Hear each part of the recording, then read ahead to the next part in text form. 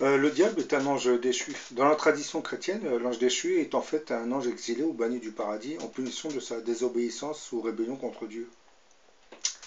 Le plus connu d'entre eux est bien Satan. Du fait de sa rébellion, Satan, qui était à l'origine un ange très apprécié de Dieu, sera contraint de quitter le royaume. Une fois exclu, Dieu lui ôtera son apparence d'ange pour lui donner celle que nous lui connaissons tous à travers le folklore de la démonologie. C'est un peu ce que vous voyez sur la vidéo, des jambes de bouc, deux cornes sur la tête, des griffes au bout des doigts.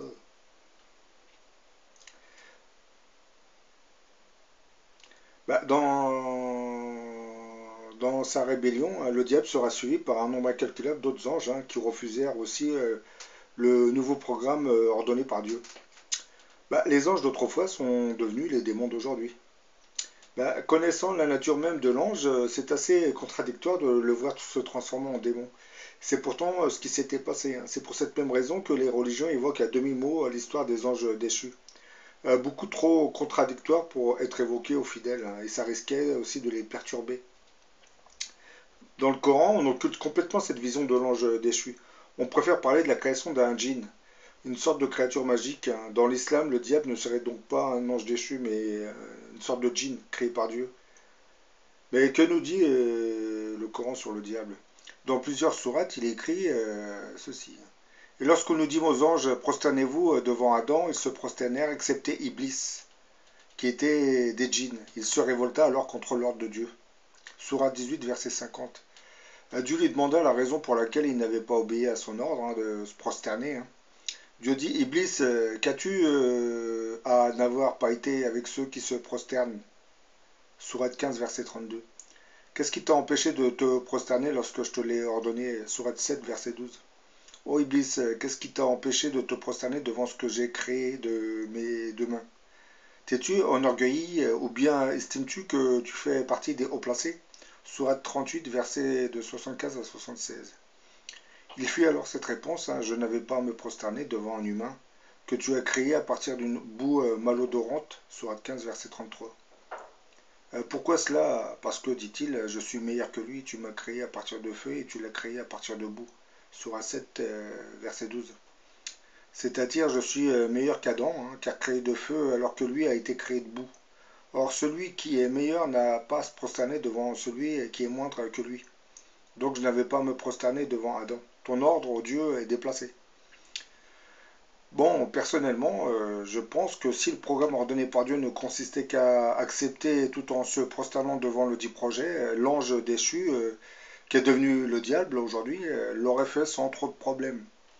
C'est que dans le programme ordonné par Dieu, je pense qu'il y avait un aspect qui devait vraiment déranger les anges. Et ce ne devait pas être seulement l'acte de prosternation devant la création d'Adam. Mais bon, maintenant revenons à l'apparence du diable.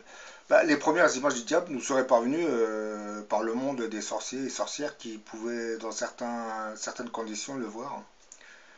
Vous allez me poser la question, pourquoi la majorité des hommes ne peuvent le voir? La plus belle ruse du diable, c'est de vous faire croire qu'il n'existe pas. C'est l'une des raisons. La deuxième, c'est que Dieu lui aurait interdit d'apparaître en public. Ça, c'est un peu logique. Dieu n'intervient pas dans les agissements maléfiques du diable à condition qu'il respecte cet accord. L'autre interdiction, c'est qu'il ne peut pas tuer directement un homme. Bien entendu, le diable ne se gêne pas à le faire par personne interposée. Donc là, Dieu le laisse aussi agir. Voir le diable comme si... c'est comme si on voyait la photo de Dieu. C'est pour cette raison qu'on ne peut pas le voir, le diable. La foi en Dieu ne marche pas de cette façon. Et je reviens à son apparence. Dans la mythologie grecque, comme vous voyez là, on peut le voir sous les traits du dieu Pan. Mais aujourd'hui, comme il inspire le scénario de beaucoup de films, il n'hésite pas à se faire de la publicité en faisant fabriquer des images de synthèse réalisées par ordinateur à son effigie. C'est un peu ce que vous voyez là, c'est tiré d'un film qui montre le Dieu Pont, hein, c'est un film américain. Dans certaines de mes vidéos, je vous avais parlé, du moins je vous parlais souvent de la venue d'un grand monarque. Je vous expliquais que d'après d'après les prophéties, ce grand monarque naîtra en France et probablement dans une fourchette de date allant des années 50 aux années 2000. Bah, comme il devait naître en France, je pense que le diable aurait fait une brève apparition dans le personnage de Fantomas. Je pense que tout le monde sait qui est Fantomas, hein.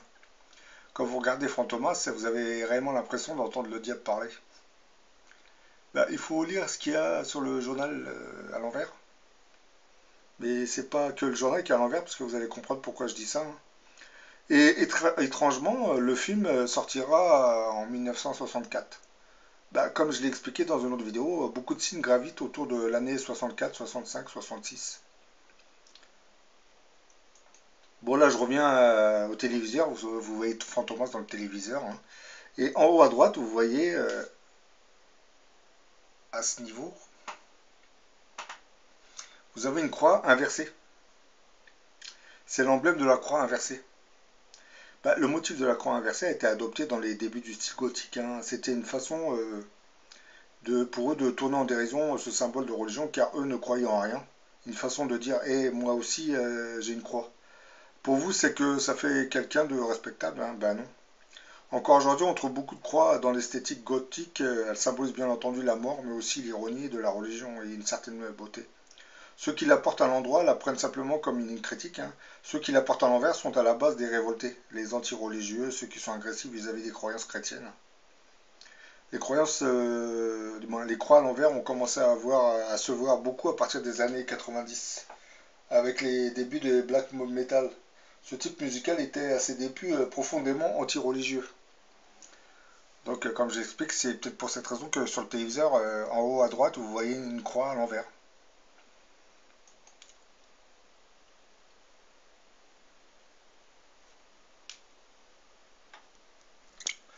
Et je vais en terminer par le département des Yvelines, hein, qui pourrait bien nous représenter un profil de démon, hein, le diable. Bah, vous savez, les musulmans appellent le diable Iblis, et sur le département des Yvelines, on peut trouver un petit village qui porte le nom de Ablis. Précédemment, je vous avais dit que le département de Seine-et-Marne dessinait le profil d'un barbu. La barbe se trouve dans le sud du département. Donc peut-être que le département des Yvelines serait une suite logique, hein. Ça pourrait très bien nous dessiner le profil du diable, hein. Mais bon, j'en suis pas vraiment sûr. Et ça ressemble étrangement au profil de la Bosnie-Herzégovine. Bah là, comme vous voyez, c'est la Bosnie-Herzégovine, hein. C'est un profil qui ressemble étrangement au département des Yvelines, hein. C'est à croire que le diable s'amuse à laisser son profil un peu partout, hein. Mais bon.